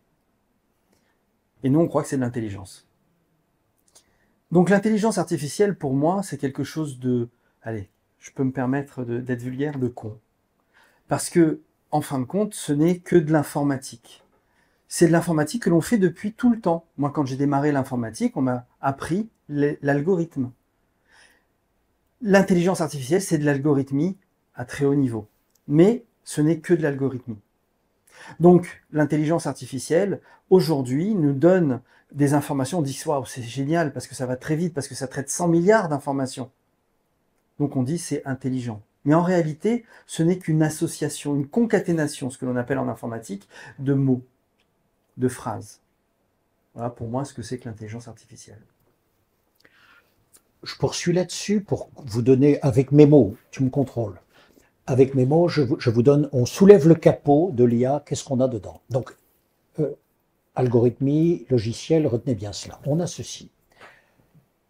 Une question que vous posez, elle est posée à deux logiciels différents et opposés qui vont faire des calculs de probabilité sur la réponse. Donc le premier cerveau, je vais dire, va traiter votre réponse en allant chercher dans les bases de données et va dire voici ma réponse à la question qui a été posée. Mais juste en face, vous avez le même appareillage qui va traiter la même question et de façon opposée. Et dans un dialogue entre les deux, ils vont très vite arriver sur une réponse commune. Et c'est celle-là qu'on va vous donner, c'est la plus probable. Voilà. Donc ne vous dites pas, c'est la meilleure. C'est celle qui, dans le mécanisme de calcul rapide et infini de ces deux machines, l'a opposée en probabilité, ben c'est celui-là qu'on vous donne. Donc ça peut donner ce qu'on appelle des hallucinations. C'est exactement ça. Exemple, on peut demander à ChatGPT, non, c'est pas ChatGPT, c'est plutôt l'IA de Google. Comment construire une bonne sauce tomate avec des cailloux? Eh bien, il va nous répondre. Comment construire une bonne sauce tomate avec des cailloux? ChatGPT va plus loin, enfin, réagit différemment. Il lui dit, bah non, on ne fait pas une sauce tomate avec des cailloux. Donc, il y en a un qui hallucine complètement et l'autre qui commence à avoir du contrôle et qui n'hallucine plus. On peut parler aussi de biais, ce qu'on appelle des biais. Et là, je vais vous raconter une histoire qui s'est passée il y a 2 ans. Il y a 2 ans, le système américain de remboursement de maladie était complètement automatisé et basé avec l'intelligence artificielle. Et puis, à un moment donné, qu'est-ce qui s'est passé? On s'est aperçu que la communauté noire était moins remboursée que la communauté blanche. Pourquoi? Eh bien parce que l'intelligence artificielle va se nourrir de l'Internet. Et sur Internet, il y avait beaucoup de choses discriminantes vis-à-vis de la communauté noire. Et alors, qu'est-ce qui s'est passé? Eh bien, elle dit, bah non, on va favoriser les blancs, parce que les noirs, ça va pas. Donc, ça a été un éclair. On a vu l'info sortir, ils l'ont enlevé, et ils ont stoppé, et ils ont tout changé. Donc, on voit bien qu'aujourd'hui, ce que l'on a en réponse à l'intelligence artificielle, il faut y faire attention. Dernièrement, Sundar Pichai, le PDG de Google, a dit « l'Internet est mort ». Alors, ça veut dire quoi, l'Internet est mort? Ben, c'est pas faux, c'est pas idiot ce qu'il a dit. On est tous en train de produire des documents, des discours, des posts avec l'intelligence artificielle. L'intelligence artificielle se nourrit au quotidien, à chaque seconde, de ce que l'on fait. Ça rentre dans ces 100 milliards, des 100 milliards de bases de données, et puis, il y a des erreurs. Donc, on nourrit l'Internet d'erreurs au fur et à mesure. Donc, c'est pour ça qu'il dit, l'Internet est en train de mourir. Donc, ça veut dire quoi? Ça veut dire qu'il faut que les IA, aujourd'hui, soient contrôlées, qu'il y ait des garde-fous en permanence. Ce qui est en train de faire ChatGPT, c'est que aujourd'hui, vous demandez une information à ChatGPT, cette information, avant de vous remonter, est contrôlée. 1 fois, 2 fois, 3 fois, et elle vous est remontée. Vous allez la modifier. Elle va être contrôlée 1 fois, 2 fois, 3 fois, analysée, remontée, et ainsi de suite. Sur d'autres IA, ça ne marche pas comme ça. Donc, vous voyez, il y a un réel problème aujourd'hui en termes de biais, en termes d'hallucination, par rapport à l'intelligence artificielle et à ce qu'on lui donne aujourd'hui. Je parle sous ton contrôle. Autrement dit, si je résume, on a donc un réservoir de milliards de données. Dessus, on a les moteurs d'intelligence artificielle.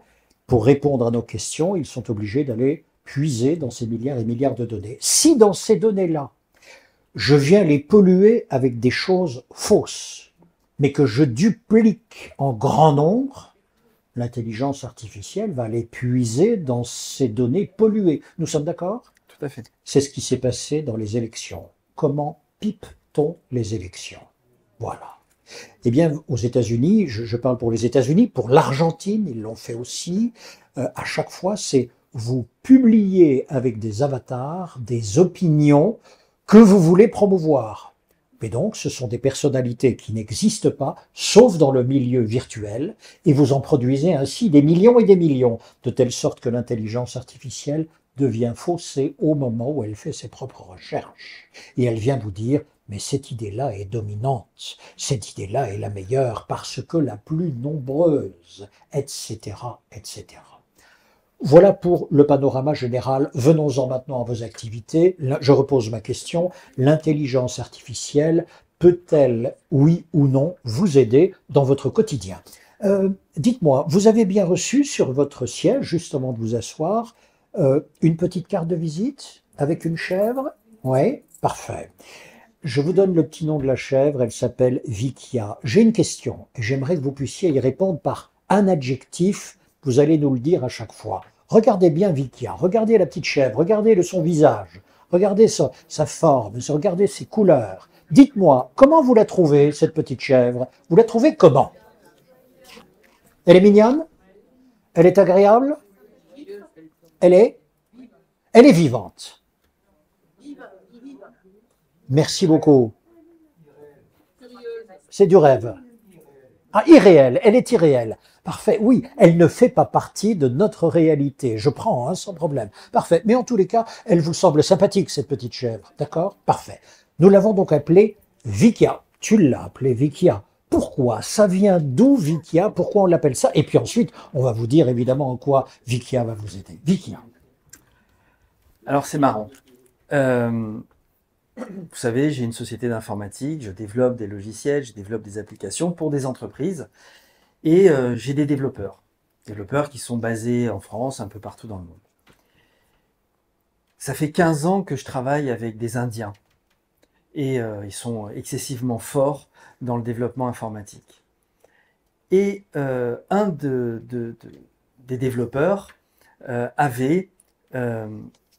vivait dans son environnement, avait une chèvre. Et cette chèvre s'appelait Vicky. Et à chaque fois que le matin, on faisait les zooms d'informations, sur son ordinateur, il y avait une petite clochette qui sonnait, ding, comme ça, et on entendait la chèvre qui faisait bah, comme ça, et qui arrivait comme ça. Et on la voyait tous les matins. Et quand je me suis dit, tiens, on va faire une intelligence artificielle, je me suis dit, comment je vais l'appeler? Et c'est vrai que l'image de cette petite chèvre m'est venue tout de suite devant moi et j'ai dit Vicky, oui Vicky, c'est normal. Et puis Vicky, IA. Voilà, donc on l'a appelé Vikia, vikia.fr.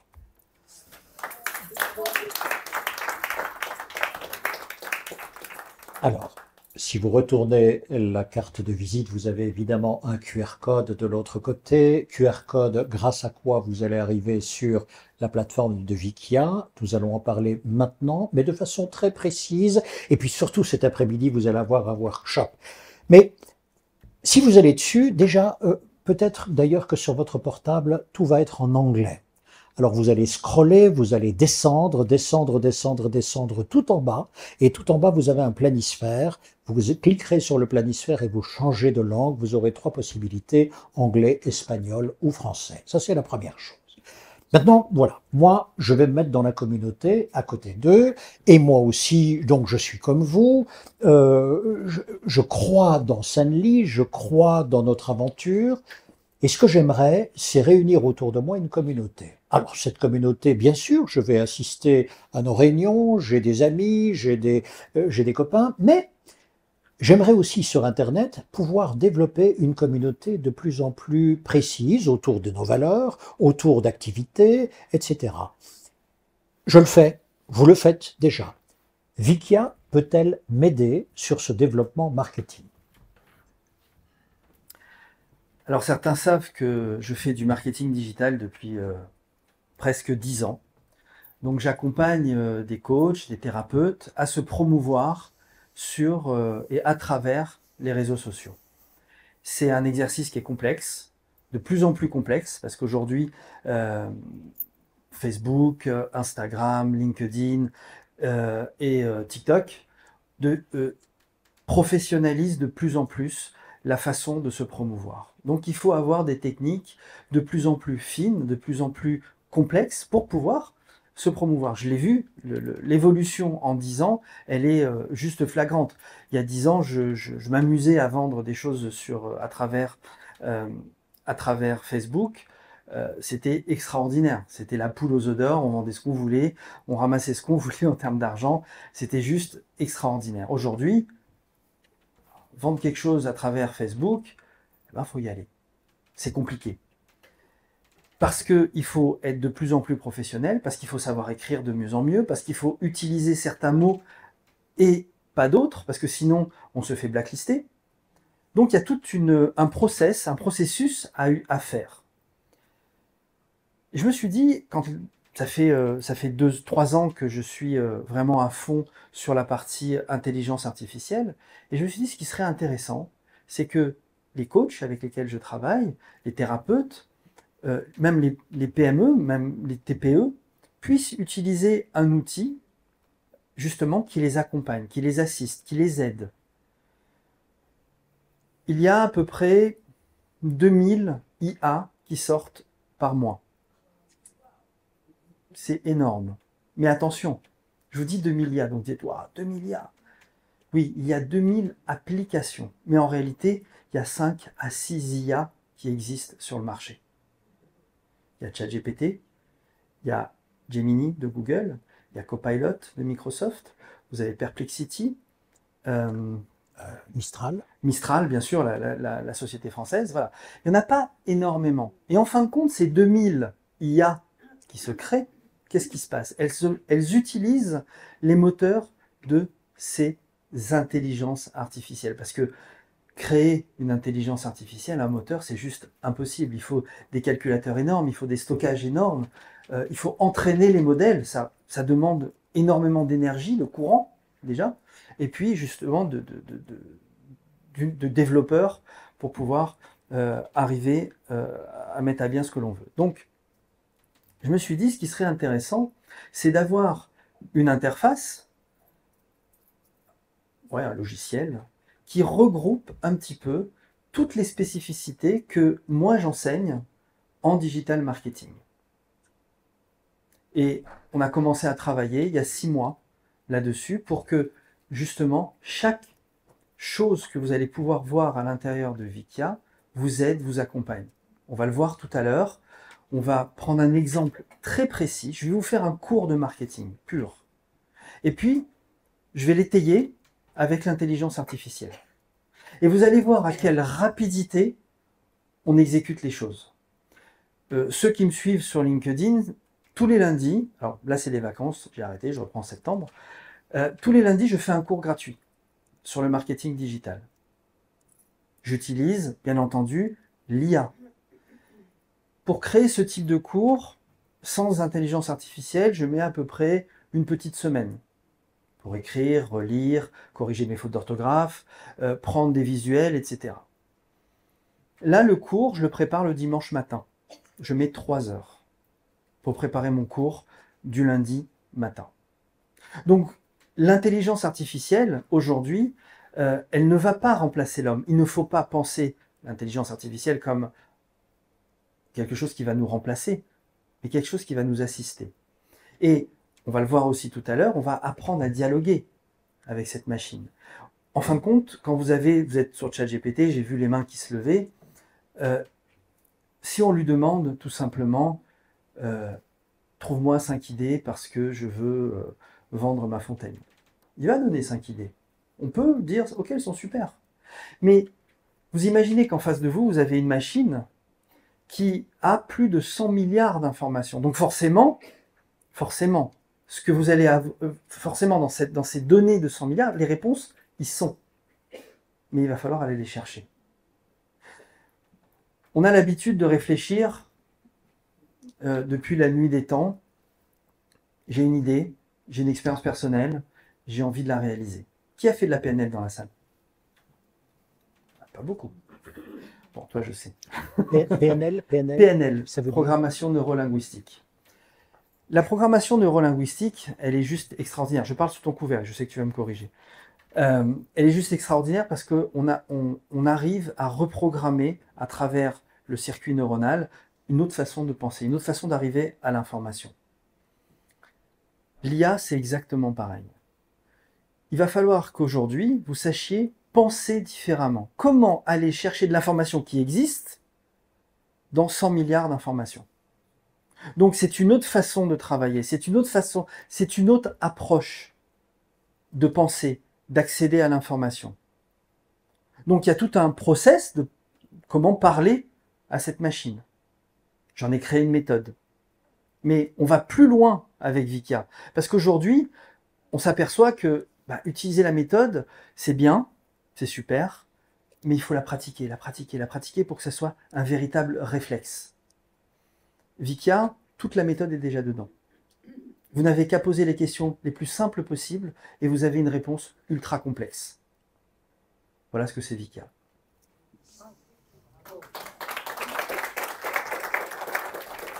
Merci beaucoup. Je vais le dire avec mes mots. Vous avez une intelligence artificielle, vous en avez 5 dans le monde aujourd'hui, ce sont des moteurs de Ferrari. Savez-vous dialoguer avec un moteur de Ferrari? Comment dialogue-t-on avec un moteur de Ferrari? En réalité, vous devez avoir un tableau de bord et vous devez avoir un pédalier. Sans les pédaliers et sans le tableau de bord, le moteur de la Ferrari, c'est même pas une 2 chevaux. Autrement dit, quand vous allez utiliser ChatGPT, par exemple, seul, quand vous le faites seul et que vous dialoguez, en réalité, vous faites tout. Vous êtes vous-même le tableau de bord et le pédalier. Maintenant, ce qu'a construit Cyril, c'est le tableau de bord qui va avec vos fonctions de coach et le pédalier qui va avec. Autrement dit, maintenant, le contour de la machine, vous allez le voir tourner. Et là, maintenant, vous allez pouvoir mesurer la différence entre une voiture sans tableau de bord et sans pédalier dans laquelle vous montiez de façon, très bienveillante d'ailleurs et expérimentale, et puis la même machine dans laquelle Cyril vous a installé le pédalier et le tableau de bord, et là vous allez voir sur quel circuit vous allez tourner. On va prendre un exemple. J'ai vu que vous étiez des spécialistes de l'art oratoire et je m'en réjouis, vraiment. Eh bien, imaginons que nous allons composer un discours, un petit propos de 5 minutes pour remercier Audrey et Fabrice. Discours de 5 minutes. Parfait. On va aller sur Vikia. La première question, c'est on commence comment? Et si vous n'avez aucune technique d'art oratoire, vous allez dire, ben, on va dire merci, enfin démarrer, tu démarres en disant merci. Non, non, non, non, non, non, non. Si vous avez un peu de technique d'art oratoire, et dans Wikia vous l'aurez, 28 ouvertures possibles, laquelle choisissez-vous? Et en fonction du choix que vous allez faire, nourrissez maintenant cette case-là de façon à ce que Wikia puisse exactement être la réponse à votre question. Premier point, on ouvre comment? 2. On va dire merci pourquoi? Imaginez, on va dire merci pour la construction de cette communauté qui m'apparaît comme étant la meilleure. D'accord? Comme étant la meilleure. Question. Donc ça, c'est quelle est votre idée? Quelle est votre idée? Je veux remercier Audrey et Fabrice pour cette communauté à laquelle j'appartiens et qui est la meilleure. Voilà mon idée. Je la donne évidemment à Wikia. Ensuite, elle est la meilleure. Pourquoi? Il va falloir justifier votre idée. Il va falloir argumenter votre idée. C'est pas mal de me dire que telle idée est là. Mieux encore de dire c'est la meilleure du monde. Mais vous pouvez dire c'est la meilleure du monde pour quelle raison? Attention, il faut trouver les arguments. Ici, quel argument choisissez-vous? Un exemple, une illustration, un raisonnement, un syllogisme, une comparaison. Choisissez maintenant. Wikia va vous donner des possibilités, c'est vous qui choisissez. Et vous pouvez, c'est un choix multiple, bien sûr. Dernier point, on termine comment? Est-ce qu'on termine comme d'habitude en disant « ben voilà ». Ouais, ce serait quand même mieux de terminer autrement. Est-ce que je termine en faisant une synthèse, en faisant une conclusion, en faisant un sourire, etc. 22 possibilités de terminer. Ça veut dire que sur le seul exemple que je viens de vous donner, où vous avez 28 possibilités d'ouverture, vous avez 5 arguments possibles et où vous avez 22 possibilités de fermeture, c'est 3080 possibilités de discours différents. Si donc vous n'étiez pas aidé par Wikia pour être guidé à travers toutes ces techniques, eh bien vous n'auriez que le couloir étroit de vos seules connaissances et vous ne pourriez pas faire tourner ChatGPT à la vitesse à laquelle il est possible de la faire tourner pour vous et selon vos choix personnels. Est-ce que tout le monde a compris l'exemple que je viens de donner? Oui. Enfin, est-ce que j'ai été clair? Pardon, c'est ça que je voulais vous dire. Parfait. Non, non, mais je vous en prie, merci madame. Waouh. Non, c'est tout le monde ou personne? Voilà.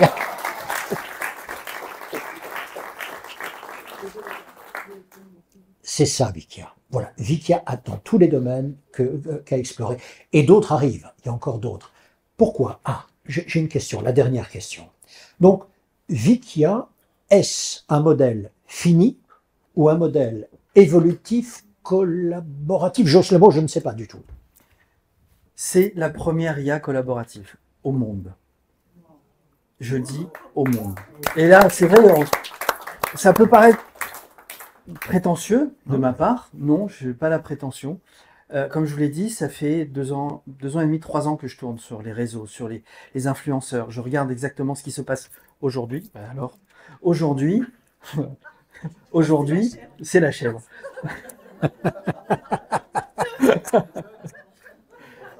Aujourd'hui, il n'y a aucune, on va dire, IA qui regroupe tout un tas de services. C'est toujours service par service par service. Une IA qui va faire de la vidéo, une IA qui va faire du son, une IA qui va faire de l'image, etc., etc. Là, Wikia regroupe tout. Et pourquoi collaborative? Parce que vous faites partie d'une communauté, parce que les personnes qui vont s'abonner à Wikia vont faire partie d'une communauté. Et à partir de là, on va réfléchir ensemble sur comment on va faire évoluer cette magnifique petite chèvre.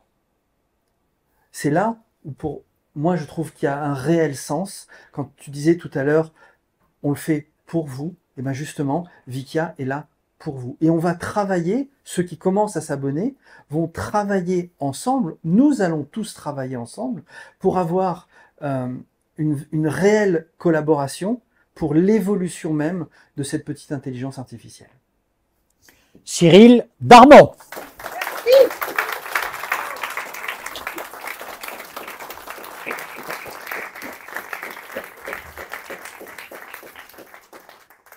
Je termine parce que vous pensez très fort et vous pensez à voix haute. Et j'entends dans l'esprit de chacun d'entre vous, c'est quand l'apéro? C'est bientôt. Allons-y, je termine. Donc, merci beaucoup Cyril. Vous avez compris que finalement, dans Wikia, il y a une offre. Quand je dis une offre de tableau de bord, mais que chacune et chacun d'entre vous êtes appelés à pouvoir construire la suite du tableau de bord. Si quelque chose vous manque, ou si vous dites, mais ici, il manque quelque chose, il faudrait l'ajouter, parce que ça, c'est important ou intéressant, ne fût-ce que pour moi, dites-le. Et donc, vous allez voir que les informations remontent.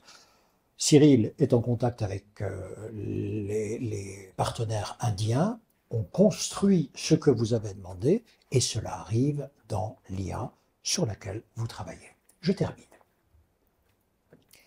Alors, qu'est-ce qui nous fait peur dans l'intelligence artificielle, puisque c'est finalement une petite chèvre? Elle m'énerve, celle-là. Mais c'est sans doute parce que je pue Wikia. Alors, qu'est-ce qui nous fait peur? Eh bien, voici. Et je termine vraiment. Dans l'histoire de l'humanité, nous avons connu 3 humiliations déjà. La première humiliation, ce fut la révolution copernicienne.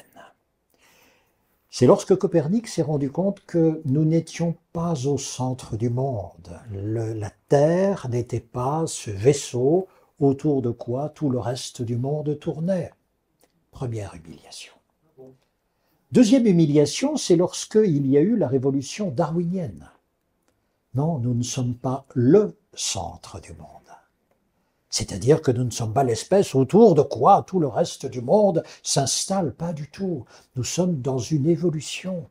Et après nous, vraisemblablement, peut-être, il y aura d'autres évolutions encore et qui nous échappent complètement. Sur un projet, peut-être, s'il y en a un, que nous ne connaissons pas du tout. Troisième humiliation, ce fut l'humiliation freudienne, la révolution freudienne. Qu'a dit Freud? Vous savez, à l'intérieur de ce que je suis, il n'y a pas que moi. Il y a quoi encore? Il y a un surmoi. Il y a aussi cette aspiration que chacune et chacun d'entre vous ressentez, qui est une aspiration, une élévation vers un domaine qui est largement supérieur à ce que je suis, mais que je ressens. Et j'imagine que vous aussi, on va l'appeler l'invisible. Et chacun y mettra évidemment ce qu'il souhaite. Mais nous avons aussi, au-delà de l'élévation, tout ce qui est extrêmement ténébreux et que nous souhaitons ne jamais rencontrer, qui pourtant est en nous-mêmes. Je vais prendre un cas particulier. J'imagine que certaines et certains d'entre vous sont allés voir Auschwitz. On pénétrait dans ce camp avec beaucoup d'émotion. Que vous êtes-vous dit à ce moment-là? Bien sûr que c'est horrible. Mais quand je dis horrible, le mot n'est pas suffisamment puissant, il n'est pas suffisamment fort. Personnellement, je me suis interrogé sur moi. Tous ces Allemands qui travaillaient là, est-ce que quelque part en moi, enfoui, et que fort heureusement de ma vie je n'ai jamais encore rencontré, n'y a-t-il pas cette graine méphitique, diabolique, qu'un jour peut-être je serai tenu de maîtriser, parce que moi aussi je la porte et que je leur ressemble. Et je ne peux pas m'extraire de cette humanité-là. Je ne peux pas dire, je parle que pour moi, je suis bon et eux ne l'étaient pas. Auschwitz nous interroge, quand je dis Auschwitz et tout le reste, bien sûr, de ce qui fut bien fait et de ce qui fut moins bien fait.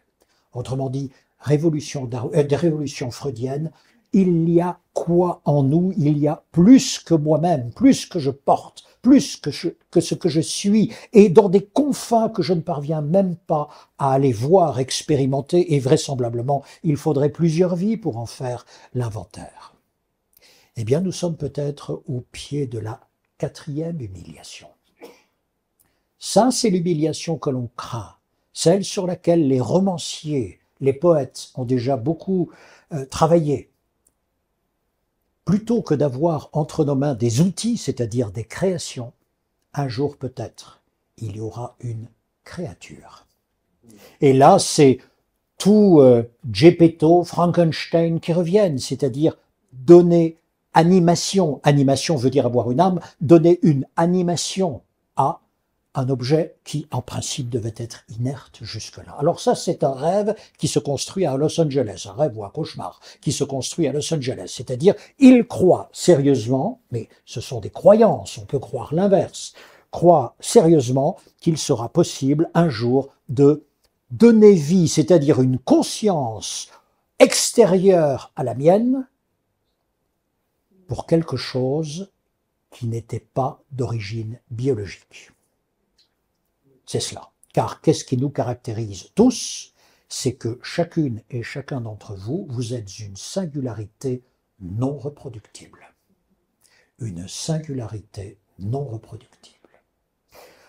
Alors maintenant, dans le chemin de votre communauté, je termine, dans le chemin de votre communauté, eh bien, il y aura des hauts et des bas. Avec Vikia, vous allez parfois vous en servir et avec joie, vous serez transporté par les résultats que cela va vous donner. Il y aura d'autres moments où vous aurez quelques difficultés, vous vous découragerez. Des moments donc d'exaltation et des moments où vous dites « mais comment ça marche? Je n'y arrive pas ».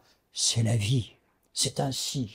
Celui qui a le mieux résumé cette alternance entre succès et insuccès, c'est un comédien français décédé depuis pas mal de temps, Jean-Claude Brialy. Voici ce qu'il disait. Quand on est vainqueur, on donne son cœur. Quand on est vaincu, chacun pour soi. Merci beaucoup.